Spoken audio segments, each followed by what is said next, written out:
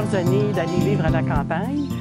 Puis, c'est suite à une émission à la Semaine verte sur la culture de champignons que mon conjoint a dit « Wow, c'est exactement le domaine de ma blonde, parce que moi, en fait, j'adore les animaux. » Puis j'aurais eu de la difficulté à les acheminer vers l'abattoir. Donc, ça convenait en plus à mon bagage, l'expertise, puis mon expérience de travail, et à mon conjoint aussi qui était dans le domaine de la mécanique. Donc, on était vraiment complémentaires en plus dans ce projet-là.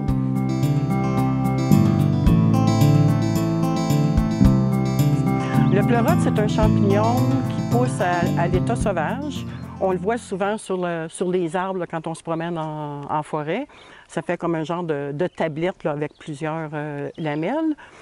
Puis, étant donné que c'est un champignon saprophyte, bien, on peut justement simuler les mêmes conditions que lui retrouve en forêt. On peut les simuler à l'intérieur d'un bâtiment pour accélérer sa croissance. Bien, étant biologiste, j'ai donc un laboratoire. Donc, la première étape, c'est vraiment de faire le mycélium, puis de cultiver le mycélium dans un milieu, justement, qui est stérile, pour s'assurer que notre souche est pure. La deuxième étape, c'est de faire le substrat qui ressemble justement à ce qu'on trouve sur un arbre. Là. Donc, c'est fait à base de copeaux de bois. Puis, il s'agit de mélanger finalement les deux. Ce qu'on fait, c'est qu'on met une chaudière de substrat à l'intérieur du mixeur et puis on met une certaine quantité de mycélium. Et on place une chaudière ici en dessous pour le déverser ensuite. Ici, on est dans une chambre réfrigérée. La raison de ça, c'est qu'après avoir fait le mixage, il se produit une réaction biologique. Et en fait, c'est ça le champignon.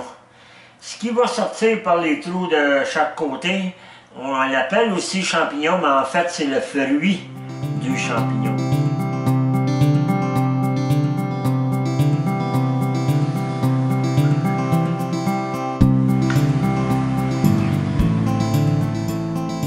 Il y a beaucoup d'étapes, puis on veut s'assurer que chaque étape est bien suivie. Donc, c'est toujours comme, est-ce qu'il va y avoir des obstacles? Est-ce qu'il va y avoir quelque chose qui va interférer avec la production? Donc, on a toujours hâte de voir dans 6 à 8 semaines, puis on dit « Ah, yes, bingo, on a réussi, on a une belle récolte. » Donc, je suis heureuse.